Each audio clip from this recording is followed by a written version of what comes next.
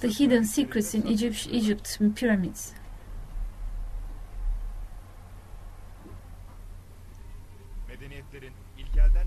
The idea that the civilizations went from primitive to advanced is just a lie that the evolutionists tried to impose on people.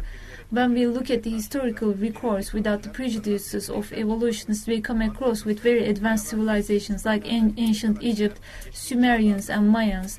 We see that they used electricity, hydrogeology, medicine, physics, astronomy and many other disciplines of science. In ancient Egypt, they were able to produce electricity and use it. In the Baghdad battery and the first arc bulbs, light bulbs, were used at that time. Was the electricity use only limited to that in ancient Egypt? When we look at the ancient Egypt clearly, we'll see how perfectly they use illumination. The pyramids and the halls of the king tombs have no ashes on the wall because they were illuminated with electricity. As we can see in the reliefs, they used bulbs that they carry it in hand, and the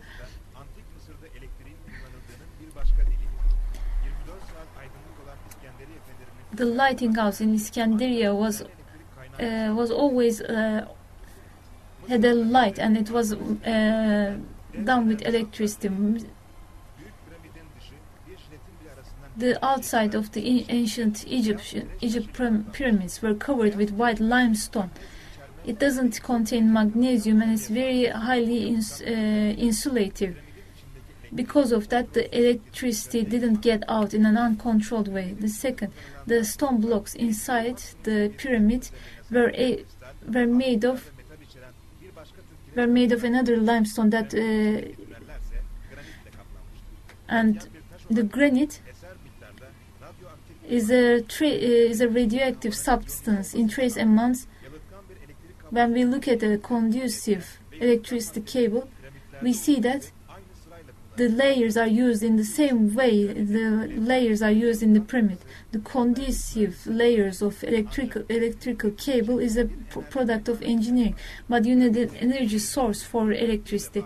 The Giza Valley, where the pyramids are located, is full of rivers. The pyramids are built on a limestone bed. These are called aquifers. The speed waters of Nile River caused speedy flow rate.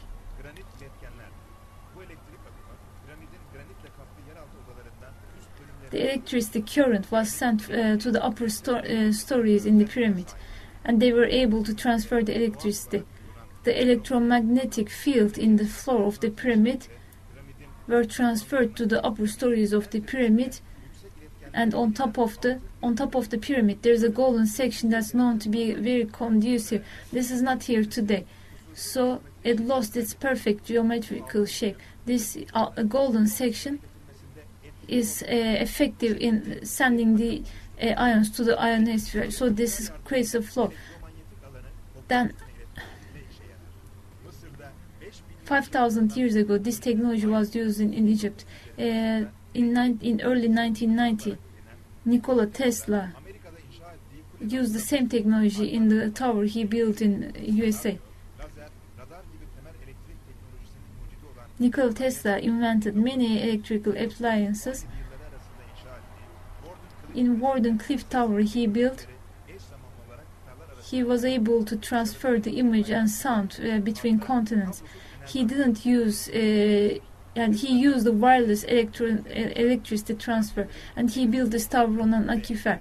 He was transferring the negative ions of the aquifer to the tower. With the electromagnetic technology used in tower, the same technology is used in the pyramids as well.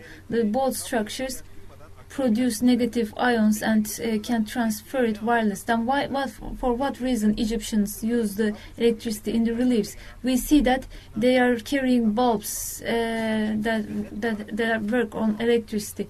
Nikola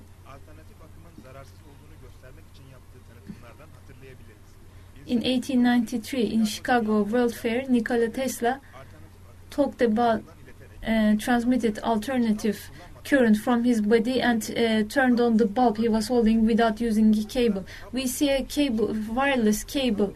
Egyptians used wireless cables and wireless equipment. These evidences show that Egyptians used wireless energy to communicate. This relief shows the textile facility. The threads they were using was so thin, it's almost as thin as used in the textile factories today. And also, many gold ornaments we see today are plated with very thin sheets of gold. Electricity should be used for producing such thin sheets of gold.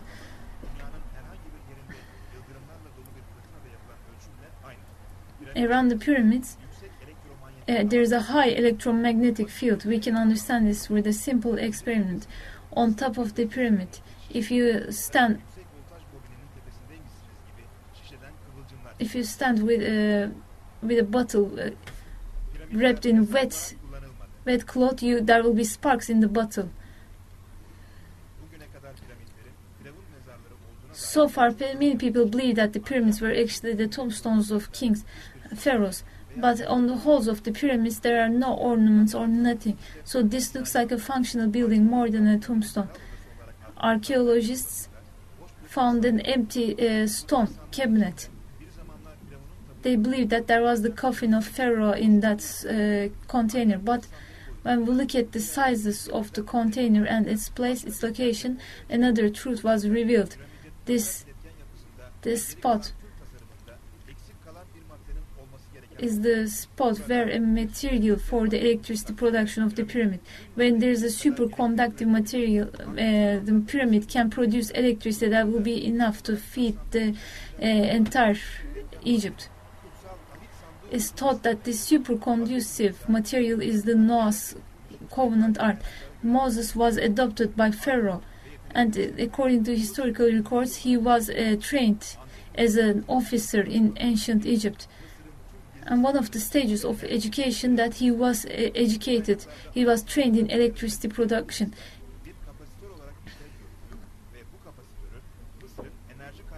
In various records, it's said that there was a capacitor, and this was the energy source of Egypt. It is said that Moses left with Noah's covenant ark.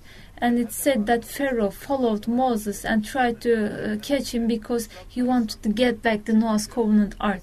Because Pharaoh said that the entire magnificence of Egypt would be destroyed without electricity. When we look at the historical records, we see that this Ramses II that lived at the same time with Moses reached the peak of its high civilization. But after that, the civilization completely collapsed, and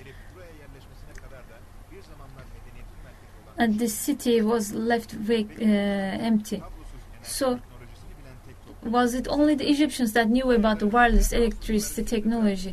Mayans and Assyrians also left similar reliefs, and we see the drawings that depict similar technology that Egyptians use. So all these truths show us that the primitive people didn't live in the past like evolutionists claim. In all the stages of history, civilized, advanced and primitive civilizations lived together. It's thousands of years ago, some civilizations lived that were far more advanced than today's civilizations. This shows that there is no evolutionary process in the history. It didn't go from primitive to advanced. It's an amazing video. And it's scientifically true too. They really use electricity, and we explained how they use electricity. They are using huge light bulbs. They are carrying it with their hands. And when we look at inside the pyramids, there is not even a slightest ash. For example, if they use candles or others, there should be ashes everywhere, ash stains on the walls, but nowhere. There is no smoke or no dust or nothing, no ash, because they use light bulbs. This is very important. We should keep on showing this in a repeated manner, because this is a historical fact. We should show it, inshallah.